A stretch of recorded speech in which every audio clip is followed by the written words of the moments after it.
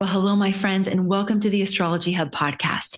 Now, today's episode feels to me like we're gathering around a campfire as we hear stories, insights, and guidance from one of the best professional astrologers in the world, a true wisdom keeper in the field of astrology, Judith Hill. If you're an astrology lover, a student, an aspiring medical astrologer, or someone who's just curious about the link between the stars and the planets and our physical bodies and health, you're going to love this episode. We cover things like why she thinks astrology has become so popular recently, why it's often so misunderstood, if there's any proof that astrology actually works, what it takes to become a master astrologer, and she gives practical advice for any of you who think you may want to give readings someday, and or if you're just considering that as a potential in the future. And you're going to want to stick around until the end because she gives very tangible advice mentally, emotionally, spiritually, for ways that we can approach 2025 and the massive astrological energies that are coming our way. Judith is also hosting the most important event in medical astrology this year, November 11th through November 15th. It's the Herbalism and Medical Astrology Conference, where you'll learn from other renowned medical astrologers and herbalists. She's generously offered our Astrology Hub community a 10% discount on this event and actually on her entire academy. So go ahead and check the show notes for the link to the Medical Astrology and Herbalism event. Also, you're going to find your discount code there. I hope you enjoy this treasure trove of wisdom from a true living legend in astrology.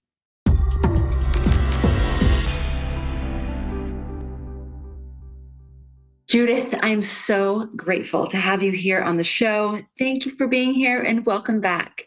Thank you, Amanda. I'm thrilled to be back. We always have so much fun.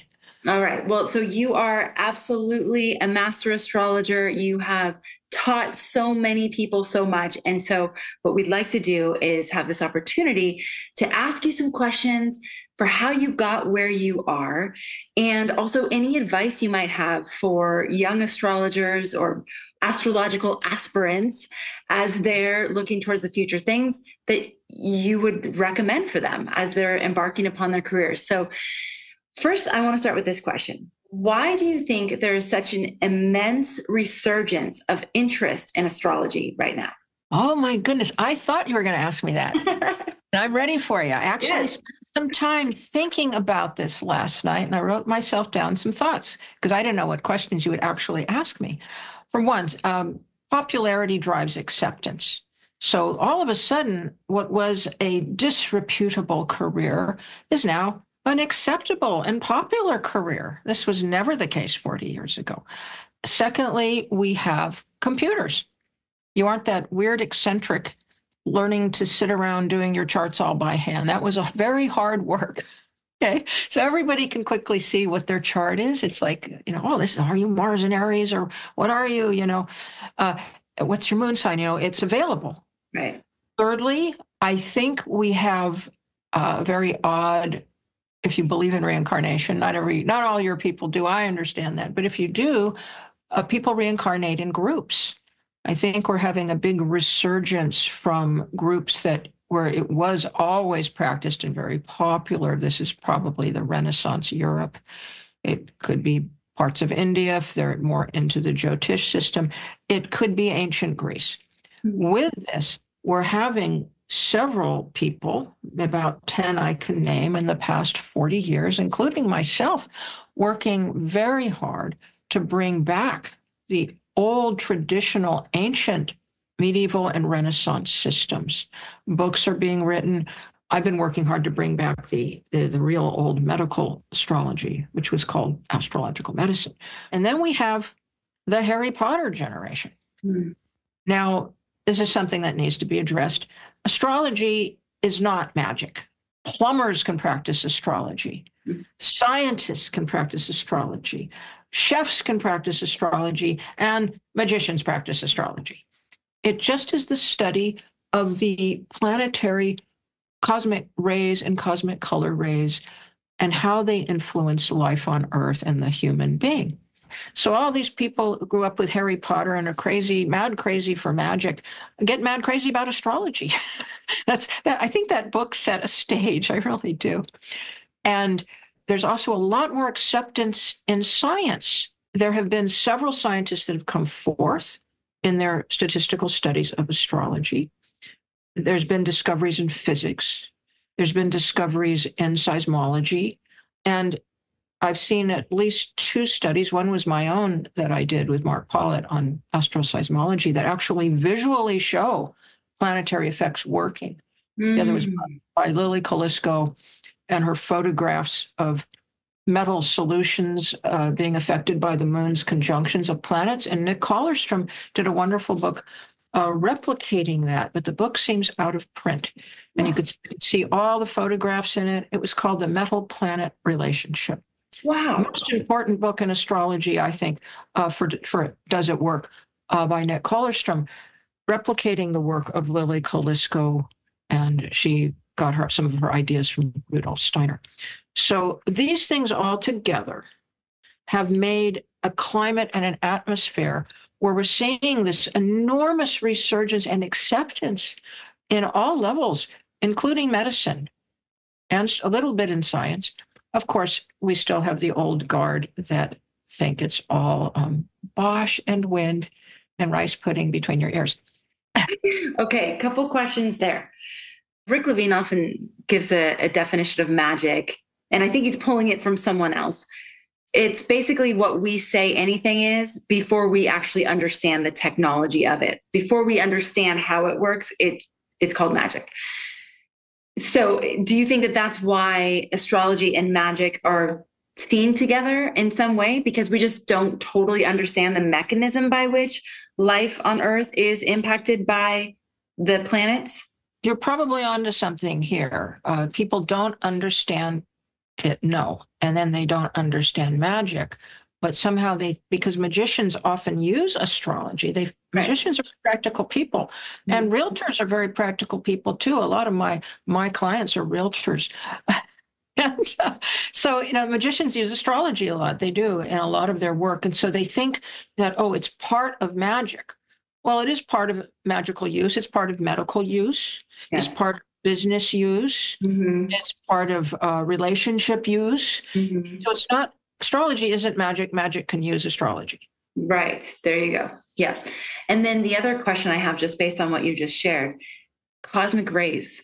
You often reference cosmic rays as what is impacting us here, both physically, in our bodies, mentally, emotionally, all of it. What is a cosmic ray? Well, we're talking, this is a word I got from some Hindu authors or authors in India. I'm trying to remember all their names. But they're talking about cosmic color rays that are in very fine matter that the planets emit. This isn't necessarily how the zodiac signs work. Many, it's like a machine, many parts to the astrology machine. But the cosmic color rays, each planet emits a certain color and a temperature and a speed. And these affect the body and the mind in very different ways. And it's like being an astral mechanic. When you study medical astrology, you start learning how these moving around and combine with each other produce very, very different results. There are many theories as why astrology works, but that is the Jyotish one of cosmic color rays coming from planets. But there are many, many other theories of how this works. It's vibrational, definitely vibrational. Why do you think astrology is so misunderstood? Oh, you're going to get me going.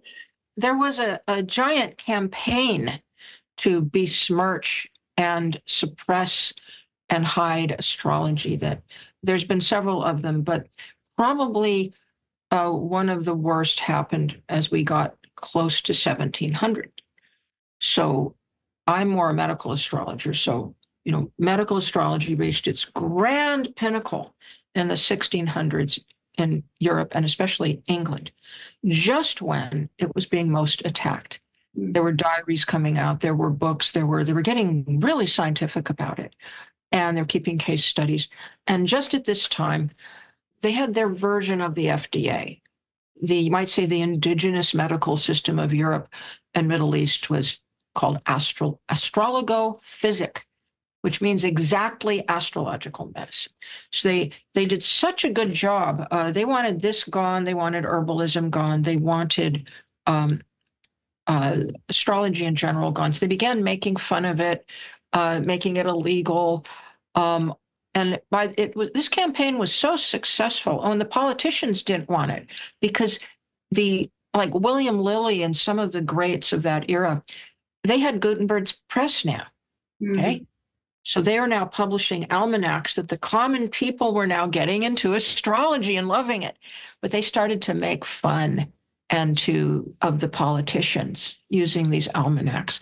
The politicians had a huge incentive to shut them down. They wanted to get rid of this. And then the church somehow, after Queen Elizabeth died, King James started persecuting astrologers again. And so Queen Elizabeth protected astrologers.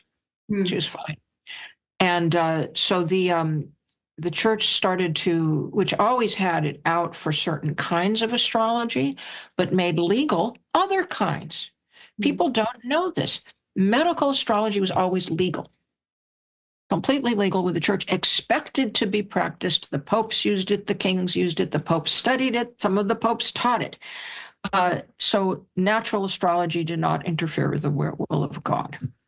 So you could practice natural astrology. But we had the church, the certain more scientific, the Enlightenment came in. And then what happened was, we're getting this in a nutshell, Amanda, it's going to be very hazard. But what happened was there were some medical discoveries, such as there's circulation, that Galen didn't know what the liver really did. Everything turned out to be, this must be wrong. And then they discovered that the Earth was not the center of the solar system. So they decided, all the scientists said, astrology must be not true. Let's throw out the baby with the bathwater. Let's just get rid of. It was sort of like what happened in China. They just got rid of it all and they beat it into the ground. And from that moment on, you could barely mention astrology without it being made fun of. And this went on until very recent times. There was a law in the media in California, and I know this because I knew people who were in the top of the media, and you could not represent astrology without making it look silly or poking fun at it. And if I go down to the library, 10 years ago, I would do this and look at the vocational guides here. There were two giant vocational guides. Both of them, I'd look up astrologer, and both of them, it was listed under entertainer. Wow. Never allowed to take this seriously, or they would meet. I remember when the financial astrologers had a meeting in downtown, and I don't know if it was San Francisco or Portland, but there's the newscaster saying, the business astrologers are meeting today, and he's standing in front of a big flashing neon palmistry sign. There's something like Madame Zolar over it.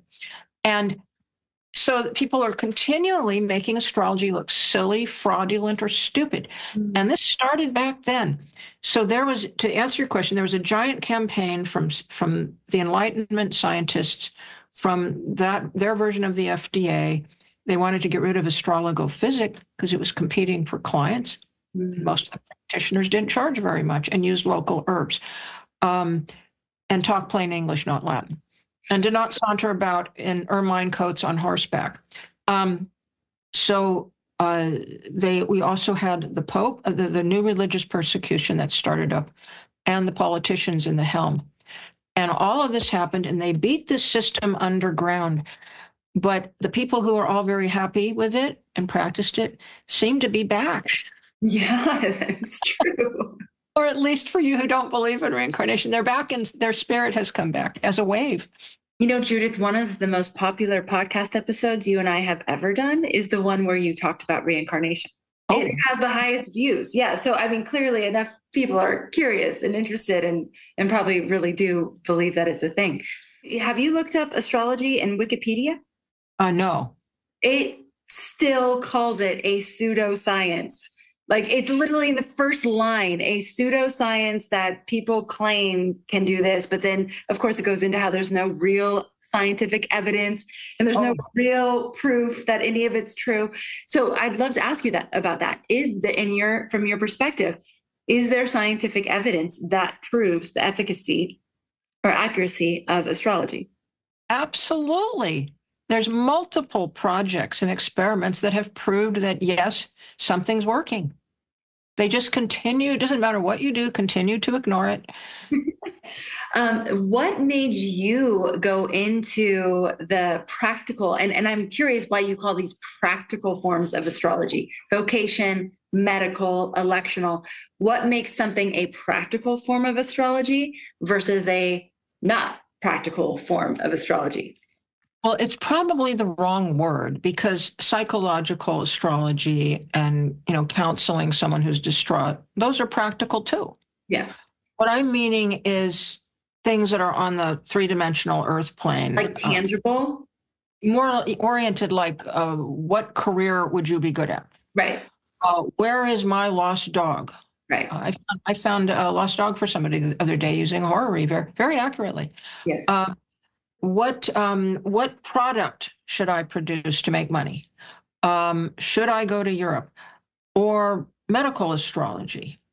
Or can you help me pick a safe surgery date? This is boots on the ground practical. Yeah. These take exceptional skill. The psychological use of astrology for self-understanding, the evolutionary use of astrology for self-understanding, and understanding perhaps your dharma in life, your karma.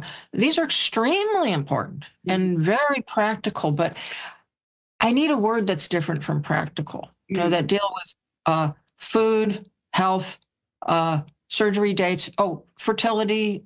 Yeah. Well, maybe it's physical. Like these are more like physical third dimension. Like, I don't know. Yeah. There's actually less intuition involved. It's extremely specific. Like you can say, oh my goodness, you'd make a wonderful perfumer. Right. Or, oh, you look like you'd just be a wonderful pilot. Right. Or cartoonist. This is very specific astrology that can be borne out in practice, and you can prove things with it. And how did you gravitate in this direction, or why did you gravitate? Well, I was raised with very blue collar folk, and my father was never out of his overalls, and he could do anything with his hands. He was a printer, but he could do electricity, the plumbing. He could actually darn his socks and bake bread. And all the women were the same way. But nobody was teaching me any skills. I was sort of running wild. And I really wanted to learn skills so badly, but, being a girl, I was just sort of neglected. And everybody's just doing all these wonderful things. But I knew how to do astrology. So I thought, well, I want to be a skilled person. Mm-hmm. I want to be really useful. So I started to realize that I found this one book called Vocational Astrology and another old book called, Electional, and one on medical. And I realized, I can become a very highly skilled all-purpose astrologer. And I'm going to work towards this because it's what I have. It's what I have. My father's greatest goal for me was that I be a house cleaner. That's what he wanted me to do. He thought it would be a wonderful career for me. And so I knew that and I was on my own pretty much half by 14 and then fully by 17, out on my own. Mm-hmm. I knew I was going to have to, make a living. And so I thought, well, there's another reason, Amanda, is when you look at a chart, most people seem to see psychological implications, or look what your mother did. I rarely do. I will see what the person is good for. Wow. I'll see their career. Wow. And I can see something going on in their body. It's just how my mind works. And so, I can do the spiritual, psychological. I was well trained in answering deep spiritual questions and had to study for that. But when I look at a chart, it's like, this guy's he's a sailor. Wine, women, and song. In fact, they tested me once. They brought me, I was pulled into a room. There was a very, very famous psychologist. And this person had me come to see if I could prove astrology worked. on past lives. And so she had a room filled with people. When I got there, I was really surprised. And they drew all the blinds. And it was at this big metaphysical bookstore. And so she put her chart on the wall. And I said, oh, burned as a witch in the past life. And everybody went silent because they'd been working on her issue of being burned as a witch in the past life for 2 weeks. So the next guy, I said, oh, a sailor, drunken sailor, wine woman in song. That was his. They'd been working on for 2 weeks. Then a third person came up and I said, oh, a nun or a monk. And that was hers. Wow. That they had decided. Now, this to me was, a very good use of a practical, specific use of astrology combined with intuition. Because we're dealing with these people think their past lives were. A lot of your audience will think that's very silly, but it's based on the principle of what your chart is dominant in is what you did before. Right. Okay. Wow. Fascinating. And okay. So one of the things that we've featured you, I know you do vocational astrology, you do electional astrology. One of the things that you do extraordinarily well that not as many astrologers do is medical astrology, is your expertise there. And so I would love if you could just share from your perspective what medical astrology is good for, can be used for. And then we can go to a couple other questions about that. Yes. And I have to say that I'm always very careful to have my clients sign a complete waiver describing what I can and cannot do legally, and if possible, to work under the knowledge and auspices of their doctor. Now, medical astrology is very, very old. It's one of the very first uses of astrology ever. And it can be used to help people with surgery dates, to look for dates that are very dangerous, like don't let that person out of the hospital right now. It can be used to ascertain the natural weaknesses in the body that can be strengthened. I've worked with several doctors on mysterious cases, and it was usually the medical astrology that, they'd call me back, well, 5 doctors couldn't pick it out, but the medical astrology saw it. And it's true. We've tried that, and it's now okay.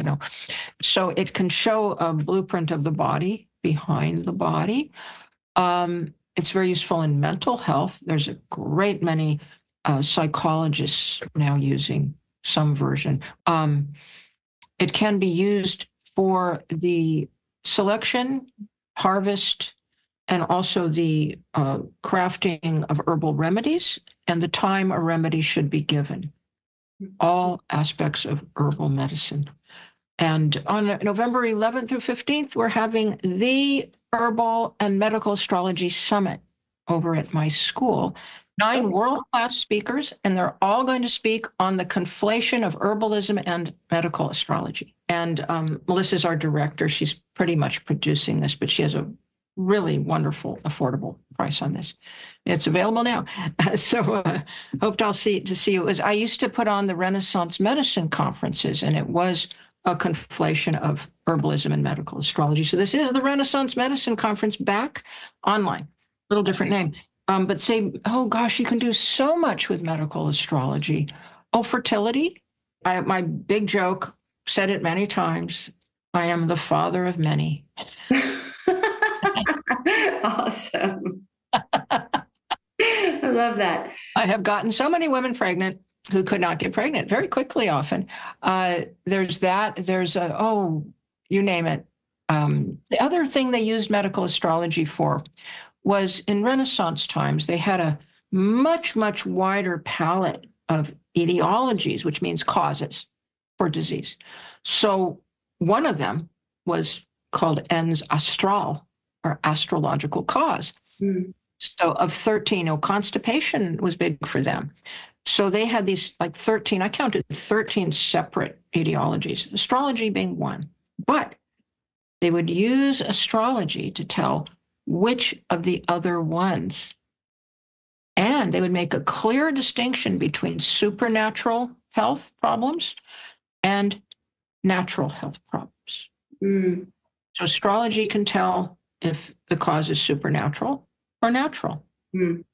My Or experience with you, which I won't go into too much detail, but someone very close to me was going through some health challenges. And I went with him to many different specialists who were all trying to find the answer for what was going on with him. All kinds of advanced medical technologies, all kinds of, degrees and lots of white coats, right? You seemed to have a technology that was superior to all of them because you were able to see the interconnectivity of the issue. Whereas these doctors were all looking at very specific body parts or symptoms, you were able to pull together a tapestry of things that was happening in his body that were all contributing to the major symptom he was experiencing. So to me, I was just like, oh my gosh, astrology almost like helps, well, this medical astrology, especially when practiced by a very skilled professional, can see what the modern technology was unable to see, and then from that place be able to prescribe things that the modern medicine couldn't because it didn't have the same level of visibility. So I mean, that experience, a very personal experience of the power of astrology and how it confirmed so many things that he was already feeling intuitively. But again, not one doctor asked questions about some of these seemingly very not connected things. Like, for example, something happening in the tooth, something happening in the ankles, something happening in the back of the spine, all impacting the heart. Right. So all these things, it was just so fascinating to experience. It made me appreciate astrology and medical astrology and you even more. Oh, well, it's funny you say that because I always say that uh, our modern doctors, they have CAT scans, they have X-ray machines, they have MRIs. They can't yet see into the pattern behind the body. Yes. Medical astrology can. Right. And so there are many doctors, and I have a little tiny book called Medical Astrology for Health Practitioners. And in the book, I have quotes from 4 different doctors who have practiced medical astrology. And Dr. Davidson's my favorite. And he says, he has these beautiful quotes, but he says, it's unbelievable. You can see so much in the twinkling of an eye. Hmm. And I still remember the case where this woman had been to numbers of doctors. She was very, very ill. Nothing could be found. And I just pulled out the chart, and within the twinkling of an eye, it showed a inflamed spinal cord and something wrong in the pituitary area. So I said, well, she had everything signed. She's working with a doctor. I'm very careful. I do not pretend to be a doctor. So she went to the doctor. She called me back. She says, you were right. I have an inflamed spinal cord and I have empty cella syndrome, meaning the space around the pituitary is too enlarged or empty.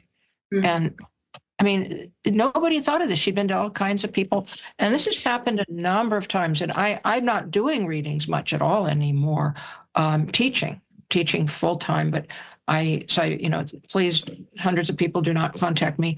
I do. That's why I hesitate and even say it, because I do. I do have people I can refer people to. Yes. But yeah, I'm working 6 days a week now, and I'm putting on some major events, including the summit. Yes. Just don't have. But we also take time. We spend hours and hours studying a case. Our present medical system, you might get 15 minutes. Right. Yes. Yes. What is your future dream for medical astrology? Oh, Amanda. Oh, it's the same. It's what I call Cornell's dream. Cornell was a doctor who wanted to abandon his practice to teach medical astrology, and he made the medical encyclopedia of astrology. It's just as good as any medical encyclopedia.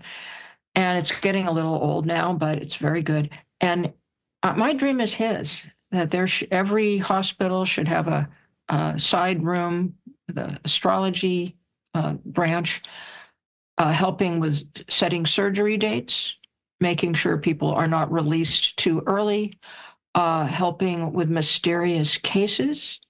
Also, you can design protocols for, just like they do in Ayurveda, based on the body type temperament of each individual. Mm-hmm. Not everybody should have a hot medicine. Not everybody should have a cold medicine. Mm-hmm. This is the ancient thinking. Helping with fertility, helping with mental health, many, many things astrology can really get into. Psychological departments. Jung got a lot of his discoveries right out of astrology. Mm-hmm. And he said something like, an hour with the chart is equal to 19 sessions on the couch.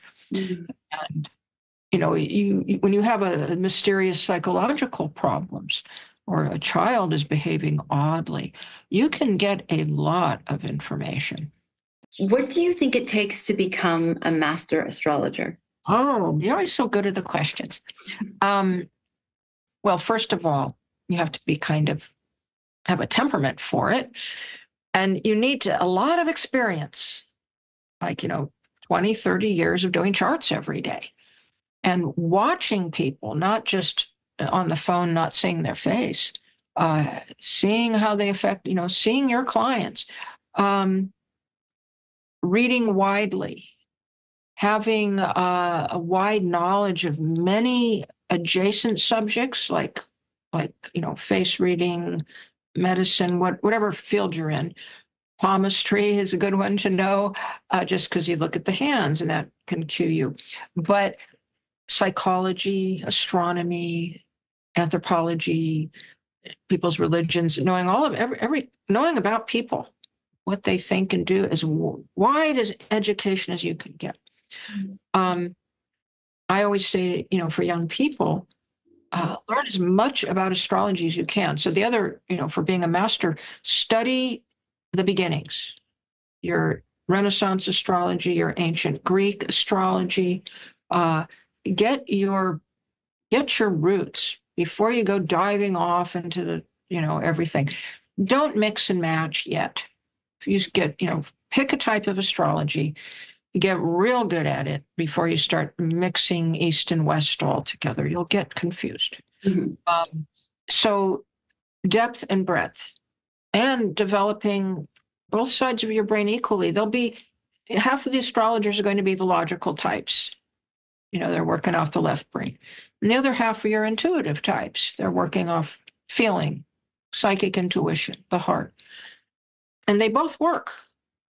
But it's real good if you have both. And then if you're going to be doing readings, well, you need to learn, number one, do not give 4 or 5 hour readings.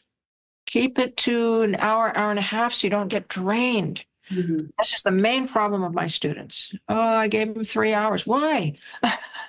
He only doesn't need that much. And then learn to build your forces back up between readings. Know your limits. Know how to protect your field. And a business piece of advice, get paid in advance. If you do not, half of your clients will not pay you. Wow. Or they will forget their wallets, or they'll not show up for their reading, or they'll play with your time. So be very, very good with your policies and rules. The clients like that. The client wants to know that you're professional, that you have good boundaries. If they come to your office, have a pleasant, neutral, not scary office. I found the best color on the tablecloth was green. Followed by blue. These were uplifting. They weren't scary. They didn't say occult. I do not have any particular religious symbols of any kind in the office. If you're serving all manner of people, everything, I had a lot of natural calming things, calming music. People want a chair where they feel protected and comfortable. Mm. And they're like, how small children want you to put down a boundary. Clients want to know when they sit down how much time they have with you. And then you will need to tell them when that time is up. Mm. Because if you don't, you will be there for 3 hours. because people love their readings. They do.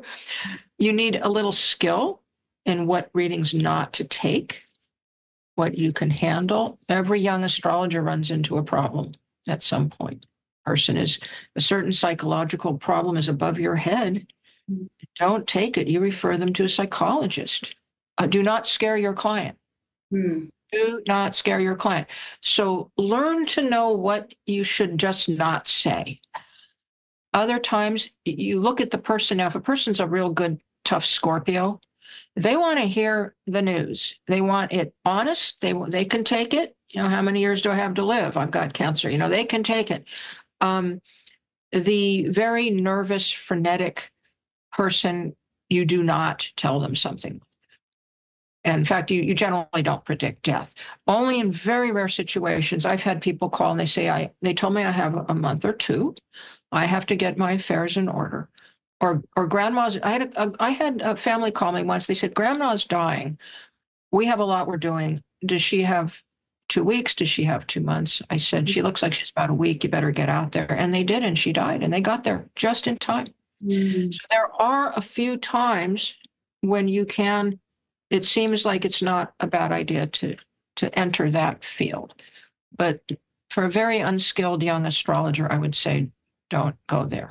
You have to develop wisdom. Wisdom often doesn't come until at least 40 or 50. It often really dawns about 60. You guys have something to look forward to. Yeah, if you're doing good work in life and keeping alert, you get wiser and wiser. So, you know, there's a lot to know in this field. It's not child's play. What do you think the essential ingredients are for someone to have a future in astrology, and even maybe like medical astrology specifically?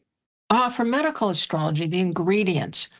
Well, first, you have to have a pretty good mind, you know, be able to be sharp, to investigate things. If you're a good investigator, I love it when my students have been mechanics. I also like it when they've been cooks or musicians because they know how to combine energies well. So good investigative mind, and a somewhat obsessive mind. If you don't mind sitting and studying a chart for 4 hours and you love mysteries and puzzles, you're my kind of gal, you know, for a student. You know, you need to have for medical, you need to know your natal and transit astrology pretty well. But one doesn't have to be, you know, a great astrologer to take up medical astrology because it's very mechanical. Ability to work alone, because you spend a lot of your time alone working on cases. Pretty good common touch with people, you know, so that you have to like helping people. If you're in this just for money, don't go here. You have to like helping people, and you have to have a good ability to work with strangers, make them comfortable. Judith, we all know, I don't think it's a mystery that the astrology of 2025 and 2026 looks pretty, a lot of things happening, right?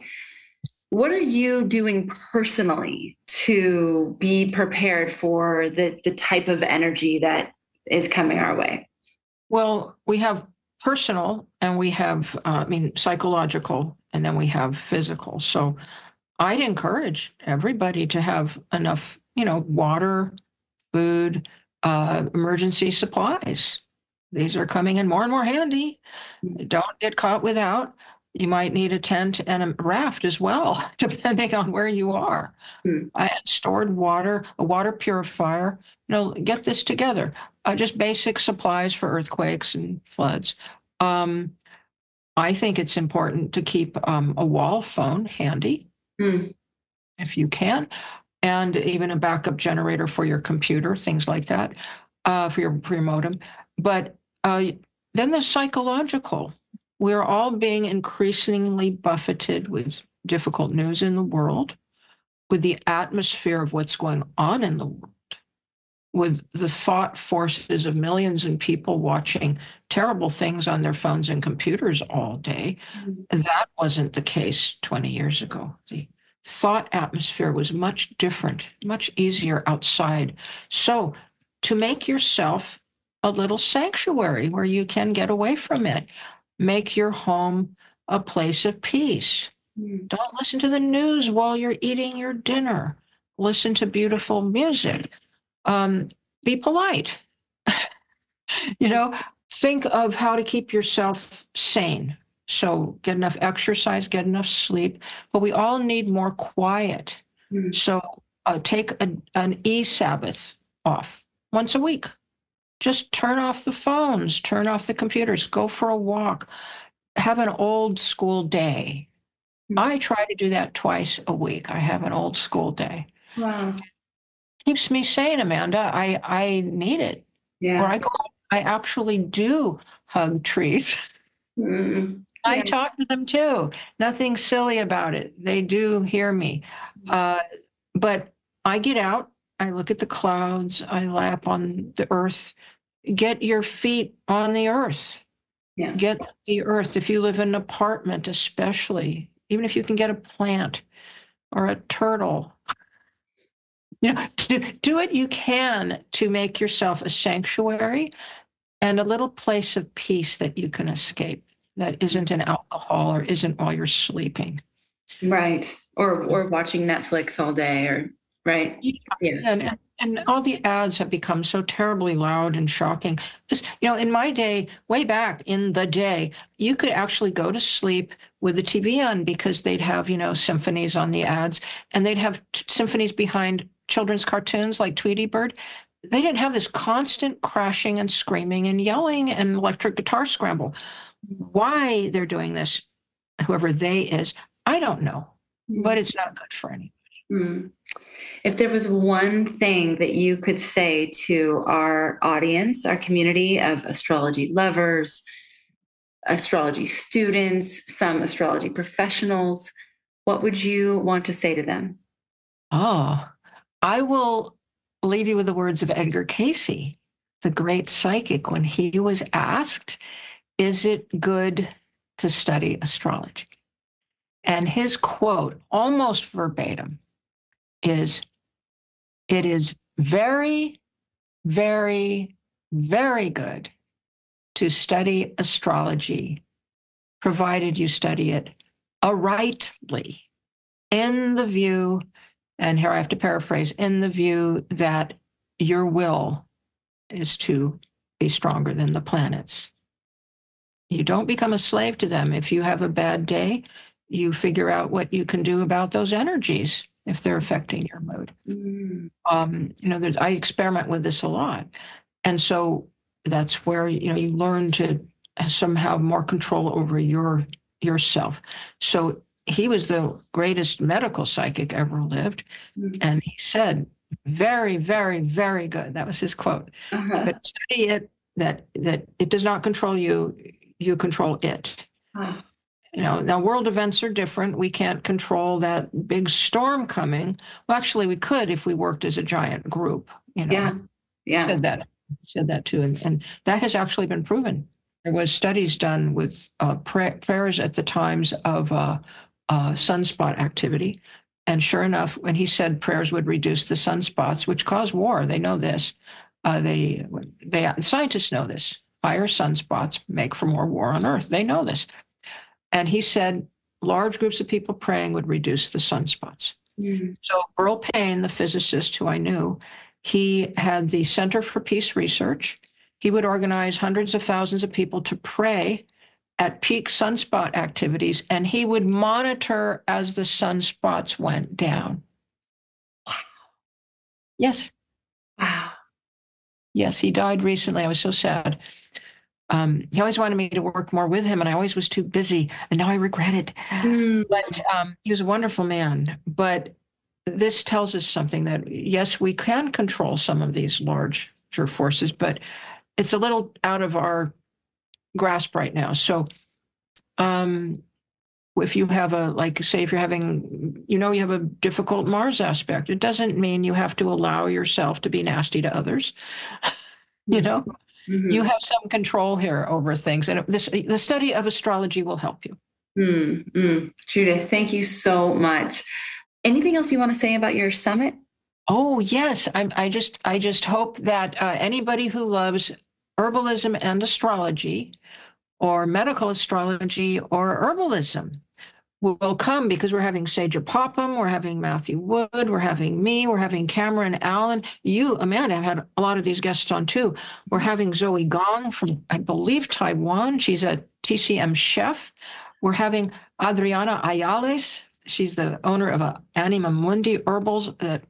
She's from South America. We're having several other, again, world-class speakers, and we're all speaking on how herbs and medical astrology and cosmic currents conflate. Judith, thank you so much. It is such a pleasure to share space with you, to hear your wisdom, to hear your insights that you have hard earned over the many decades of your practice of astrology. It's invaluable for us to be able to learn about your life and learn about what it takes to get to the level that you're at. And so I'm just really grateful for all your stories and your sharing, and just for your dedication to this field, really. Oh, well, thank you, Amanda. This was a wonderful opportunity to share my experiences, and I hope it will be a inspiration and help to the younger generation. Absolutely. Thank you so much, Judith.